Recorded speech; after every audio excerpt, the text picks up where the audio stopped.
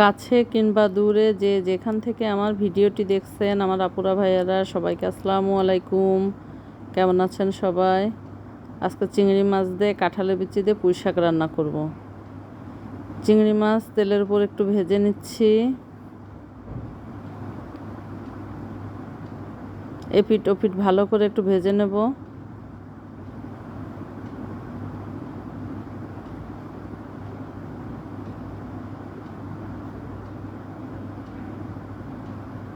এখন এর মধ্যে পেঁয়াজ দিয়ে দিলাম। পেঁয়াজ দিয়ে একটু নাড়াচাড়া করে নেব। পেঁয়াজ বাটা, রসুন বাটা, আদা বাটা দিয়ে দিলাম। একটু পানি দিয়ে দিলাম।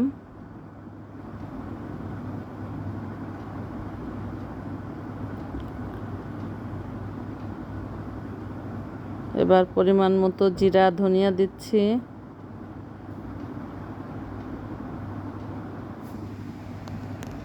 হলুদ দিয়ে দিলাম।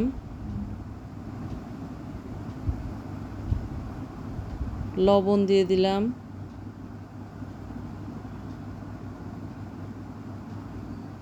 দিয়ে মশলাটা একটু কষিয়ে নেব।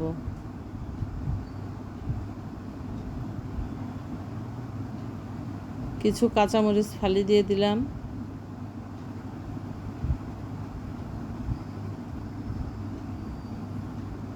মশলাটা প্রায় কষানো হয়ে আসছে। কাঁঠালের বিচি দিয়ে দিলাম। কাঁঠালের বিচি দিয়ে একটু নেড়ে নিচ্ছি।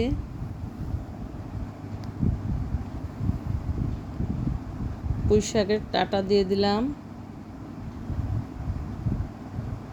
ডাঁটা দিয়ে কাঁঠালের বিচি দিয়ে এবার একটু পানি দিয়ে কষিয়ে নেব ভালো করে।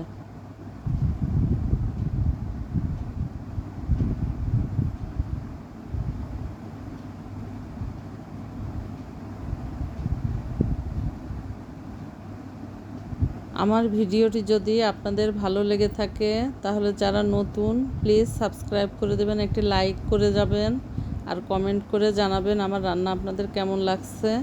আর যারা অলরেডি সাবস্ক্রাইব করছেন তাদেরকে অসংখ্য ধন্যবাদ। এবার এর মধ্যে পুঁই শাক দিয়ে দিলাম। পুঁই শাক দিয়ে ভালো করে উলট পালট করে নেড়ে দেব যেন সব গরম পানির সঙ্গে পুঁই শাকগুলো লেগে যায়, তাহলে আর পুঁই শাকের কালার নষ্ট হবে না। পুঁই শাকটা খুব সুন্দর সেদ্ধ হবে।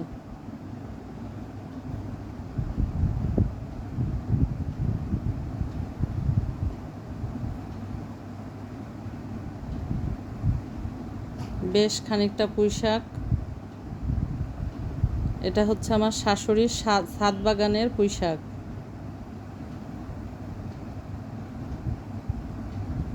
পুঁই শাকটা খেতে মাশাআল্লাহ অনেক স্বাদ।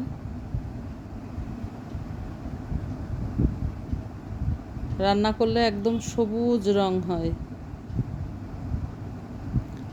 হয়ে গেল আমার পুঁই শাক রান্না। আপনারা এভাবে ট্রাই করে দেখতে পারেন। আশা করছি আপনাদেরও ভালো লাগবে।